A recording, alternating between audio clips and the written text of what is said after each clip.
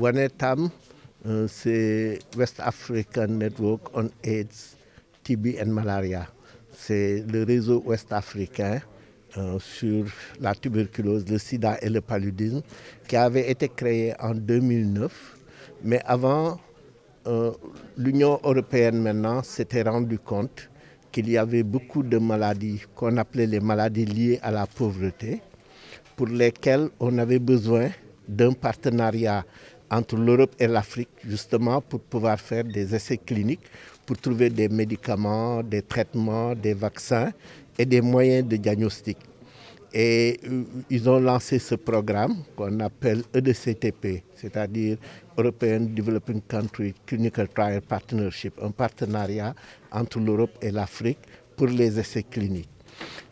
Donc quand ce programme a été lancé, on s'est rendu compte rapidement qu'il y avait un déséquilibre, surtout dans la recherche clinique en Afrique, et que les premiers projets de ce programme qui étaient justement lancés ont bénéficié beaucoup plus à l'Afrique du Sud et à l'Afrique de l'Est par le fait qu'ils avaient beaucoup plus d'expertise, mais aussi beaucoup plus de collaboration, surtout avec des partenaires internationaux dans ce domaine. Et c'est pour ça qu'à l'époque, il y avait ce qu'on appelle le Partnership Board, c'est-à-dire vraiment le groupe des partenaires, mais également le groupe africain de coordination des membres africains qui ont décidé de rééquilibrer en créant ce qu'on appelle des réseaux d'excellence, Network of Excellence. Et c'est ainsi qu'il y a eu la création de 4 networks, un en Afrique de l'Ouest qui est WANETAM, en Afrique centrale, CANTAM, mais également en Afrique de l'Est et en Afrique du Sud. Ceci pour que tout n'aille pas juste dans les groupes les plus performants, mais aussi qu'on essaie de relever le niveau justement des autres parties de l'Afrique. Et c'est ainsi que EDCTP a été créé avec des objectifs de créer déjà un partenariat entre les chercheurs dans la sous-région, mais également de renforcer les capacités en matière de recherche clinique. Et WANETAM est un réseau qui, à l'époque, était composé de 14 institutions de 7 pays, mais dans la zone anglophone, dans la zone francophone et dans la zone lusophone. C'est le seul réseau avec ces 3 langues, avec des institutions déjà très bien établies, comme certains, et puis des institutions moins établies qui doivent travailler ensemble. Et après, ça c'était le premier financement qu'on appelle EDCTP1. Et on a fait pas mal de formations, de renforcement de capacités. Ensuite, cela s'est poursuivi par EDCTP2, où on a augmenté le nombre également de partenariats, surtout avec des pays européens. Et maintenant, tous les objectifs qui étaient fixés pour ce WANETAM 2 ont été atteints. Et l'Union européenne, et pour cela, disons que EDCTP a bénéficié d'un financement de presque de 7 millions d'euros pour l'ensemble de ses activités. Et c'est pour ça que, encouragé, EDCTP a lancé justement ce qu'ils appellent le EDCTP 3, avec maintenant le WANETAM 3. Et ce WANETAM 3 est bien sûr une augmentation du consortium qui est passé maintenant à 30 membres, dont 25 institutions de l'Afrique de l'Ouest et de 12 pays d'Afrique de l'Ouest et à peu près 5 institutions de 4 pays européens qui vont travailler ensemble avec un financement à peu près de 4,7 millions d'euros pendant la période de 3 ans. Et c'est ce lancement justement pour mener les activités. Ce qu'on a fait ce matin, c'est qu'on a fait le point vraiment du bilan de ce qui a été réalisé, surtout au niveau de EDCTP2. Et c'est un bilan qui montre quand même qu'on a fait énormément de réalisations, en particulier réalisations par rapport aux activités de formation.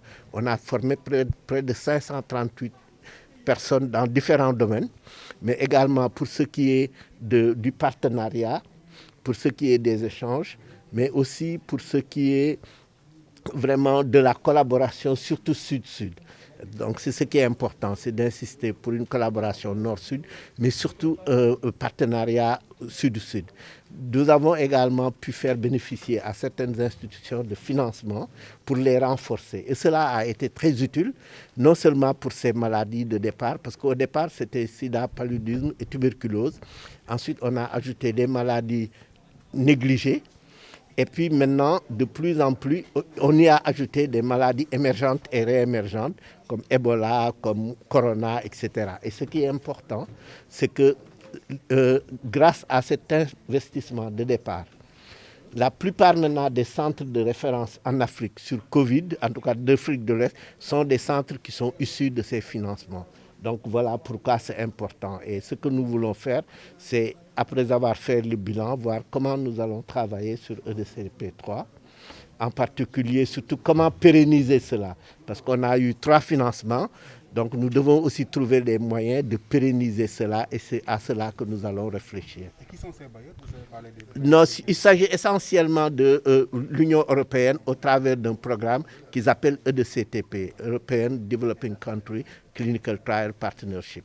Je crois que sans attendre même, disons, que ce soit officiellement établi, c'est le réseau qui a pris l'initiative de renforcer la capacité en matière de diagnostic et surtout en matière de séquençage.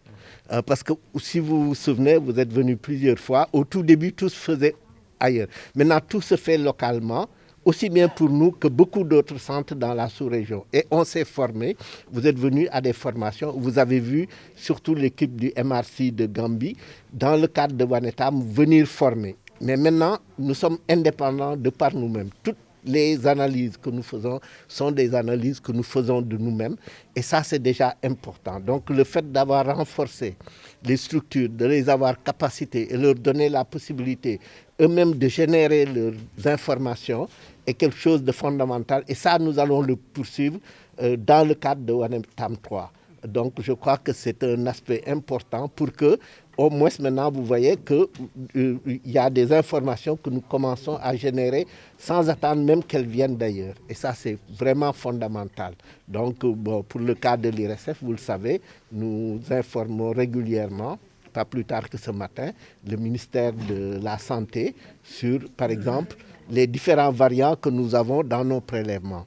Et c'est une information vraiment fondamentale, mais le renforcement est d'abord venu de Wanetam et puis après de nous-mêmes. Si on a créé l'IRSF, c'est justement pour que cette compétence interne locale soit de plus en plus développée, mais un partenariat au niveau international et un partenariat au niveau local.